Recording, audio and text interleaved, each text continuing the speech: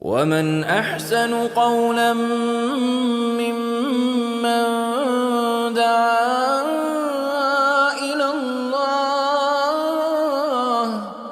وعمل صالحا وقال إنني من المسلمين. What's a Muslim? The Muslim, this comes after Muhammad, right? No. When you aslama, when you submit to your creator, that's a Muslim. This is your definition that's come right now, right? Exactly. No, it didn't come right now, but that is a definition because that's my sign, right? So, for example, if I ask you, what's a Muslim, what will be your definition? Where did the word come from? I know it comes after Islam. You just make up the description. It doesn't, because the word linguistically, aslama, comes from the one who submits. It's not a Muhammadan, right? Like Christianity, before Christ, there could be no Christianity, right? Abraham is a Muslim Of course he is. Yes, exactly. Adam is a Muslim. Everybody who submits their will to their creator is a Muslim. Like Abraham, who did he worship? God. Exactly. Right. Did he worship Jesus? No, just God. Right. Just God. So God that's what Muslims. Jesus. God, if God equals Jesus, then why did Abraham not worship Jesus? What did Jesus say in the Bible? All right, got you. Run. I just wanted to stop by. And nice. So what do you? I've been interested. What do you believe now? Do you believe in God? I don't believe in anything. All right. I'm undecided. You're open. I'm not against anything. Nice. I'm not for anything. That's great. I'm collecting information. Great. So we as Muslims believe in one God. What do you think about that? I don't. See, I wouldn't have any basis to have any thoughts. To me, it's like I wouldn't. So what I believe is sort of like I wouldn't have knowledge to know what is true. I wouldn't have I don't have the information of like who created this world. Right, but okay. So first thing is there a creator? Like, do you think this world came by itself? I have, because let's think of this. If we think of it through a scientific lens, right? Let's look at. I'm with it. No one can explain that. Exactly. No one can explain that. So that lens doesn't work. So agreed. It's not like it doesn't give the whole story, right? So I agree 100%. So basically, science is just observing what's going on, putting out theories, hypotheses. I got you on that one, right? None of us can observe where we came from, right? Exactly. So let's leave that aside. Now let's just use basic human logic, right? We're not talking about philosophy, just your basic human logic, right? I have a phone here, right? Would you believe me that this came by itself? Nobody created it. I mean, well, actually, I will say one thing. I think that the patterns of like the universe can make some really complex things. Like you see some, I guess, rocks or some stuff. Sure, complicated rocks, no problem. Intricate, you know? But let's leave rocks and the universe out of it. Let's just take this. Okay, so now this is a phone. It recognizes my face. It unlocks, right? Yes. It makes phone calls. I got apps. I can play videos on it. It takes pictures, right? It even has a stand. Like this is pretty kind of cool. You know, you get a little pops out. You can make it a stand, right? Yeah. So all of this, the case, the phone, the camera, would you believe me if I told you nobody made this? Grains of sand evolved into an iPhone 1, and then a 2, and then a 4, and then a 5, and then an X, and then 13, 14, whatever it is today. Would you really? I would not believe you, but the reason I would not believe you is because it's so tailored to our needs, you know? There you go. Okay, that is a great point. Now, how tailored are you to this universe? You take in oxygen, you put out carbon dioxide. You look at plants, they take in carbon dioxide, put out oxygen. If the earth was a little bit off away from the sun, we'd freeze. A little bit closer, we'd burn up, right? Look at how beautiful your body works, your kidney, your heart, your liver, things that are in such perfection that if one of them falls off, your kidney fails, your heart fails, you die, right? Look at your brain. If I take this phone and just throw it right now in the cement, is it gonna heal itself? But if you fall, your body heals itself. You started scabbing up, you see the white blood cells go out, right? You get a virus, your body fights it off, right? So how beautifully tailored you are to this world and how perfectly designed you are is better than this phone. That's true. So just like, much more complex. So just like it would make no sense that this phone came by itself, it would make no sense that we didn't have a creator. I think the one thing that, I mean, I guess you do say that Allah is like all-knowing, all-powerful. So he's we're not even there yet, right? But my point is, like, if someone had to create me, they would have to be more complex than me. Agreed. More powerful than you, more intelligent than you, more complicated, all of that. God above Allah is much greater than any of us. He's more knowledgeable, He knows everything, He's all capable. But before we... Sorry, I'm a little Go ahead. say God above Allah. No, God above us. Oh. Allah, right? I just want to be clear, you know, because sometimes when we say God, people think of a guy or a monkey or something. We don't believe in those things. We believe Allah is above His creation. He is like a human form, or? We do not believe He is human at all, or a human form, right? We believe that there is nothing like Him. لَيْسَ كَمِثْلِهِ شَيْءٌ. The Quran tells us there's nothing even comparable. God above Allah, the God that's above, is so amazing and so great that we don't even give an image. We don't make paintings, right? We don't put little statues on walls. We don't go and worship idols.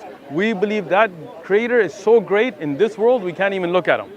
But after you die and you go to heaven, or may Allah take us all to heaven, right? Then you can see your Creator there, Allah, right? So, but let's take it in steps. The first thing, I think me and you do agree now, that as the phone is perfectly tailored to our needs and cannot have come by accident by itself, the human is more complex and more tailored to perfection and cannot have come by itself. We agree on that? Well, the thing is, I don't agree on the fact that we could not have come from what was directly before us. Okay. But But that chains all the way back. Exactly. That's So, the one thing. but can something come from nothing? That's like, well, yeah, like, because you say, can we have come from that? Well, I think it would make sense if we had come from a monkey, right? That would make sense. How would that make sense? We are very complex, but the monkey is Right. also very complex. So is a the monkey dog. would turn into us. Right? It'd be not too much of a step. But think about that, right? Where did the monkey come from? I know. See, that's what I was getting Right. at. It has So- to come back to somewhere. So now, when it has to come back to something or someone or some creator, right? There is in the end a creator, right? It didn't just come out of nowhere, right? Nothing cannot bring something, right? So we believe that the creator has always been there, right? And He will always be there. And He is the one that created all of us in the universe and everything there is, right? And He sent us guidance. He didn't just leave us without instructions, right? So He sent us prophets like Abraham and Moses and Jesus and Muhammad, peace be upon them, which makes sense, right? Because if you create something, you're going to give some kind of guidance how to use it, right? How it should be, you know, like for example, if you design a new type of a car, well, you're gonna have a user manual. Any car you buy is gonna have a manual, right? Well, you should do, like for example, if you didn't know, and you instead of putting gas in the car, you were putting soda, right? You're gonna mess up your engine. So the car manual is gonna tell you, hey, you gotta put octane 87, 91, whatever, right? It's gonna clarify those issues. You gotta get your oil changed every these many miles. So our Creator created us, and He told us when you should pray, when you should fast, shouldn't kill, shouldn't steal, shouldn't rob, you know, how to live in harmony. What are the rules and regulations of society? That's what our Creator sent us as guidance. And you have it in your hand, the Quran, right? Yeah. So now, it does make sense that something had to have started creation, right? And it does make sense that that Creator would send guidance in the form of books and prophets and stuff, right? Just like you said you would if you created something, right?